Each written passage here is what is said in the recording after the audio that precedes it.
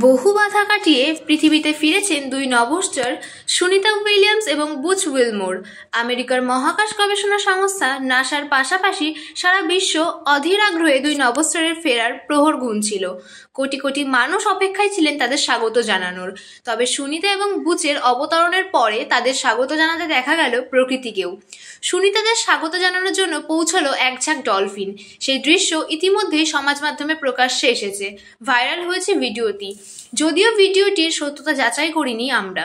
বুধবার ভারতীয় সময় ভোর ৩:২৭ নাগাদ সুনিতা এবং বুচকে নিয়ে ইলন মাস্কের সংস্থা স্পেস এক্সের মহাকাশযান ড্রাগন ফ্রিডম ফ্লোরিডার সমুদ্রে অবতরণ করেন। তাদের নিয়ে আসার জন্য আগেই সেখানে পৌঁছে গিয়েছিলেন মার্কিন নৌবাহিনীর জাহাজ। দুই নভোশ্চরকে স্বাগত জানাতে প্রস্তুত ছিলেন বহু মানুষ। সুনিতাদের ক্যাপসুলটি ফ্লোরিডার সমুদ্রে সফলভাবে যখন অবতরণ করেন, ঘটনাচক্রে তখনই সেখানে পৌঁছায় একদল ডলফিন। মহাকাশযানের চারপাশে গোল হয়ে সাঁতার কাটতে শুরু করে তারা, যেন অধীর আগ্রহে দুই নভোশ্চরের ফেরার অপেক্ষায় ছিল তারাও। সেই ভিডিওই প্রকাশ্যে এসেছে। ভিডিওয় দেখা গিয়েছে ফ্লোরিডার সমুদ্রে অবতরণ করেছেন সুনিতাদের ক্যাপসুল। তাদের উদ্ধার করতে পৌঁছেছে মার্কিন নৌবাহিনীর একটি জাহাজ। ক্যাপসুলটির চারিপাশে চক্কর খাচ্ছে উদ্ধারকারীদের বোট। একই সঙ্গে সমুদ্রে ভেসে উঠেছে বেশ কয়েকটি ডলফিন। ভাসমান ক্যাপসুলটিকে ঘিরে সাঁতার কাটছে তারা।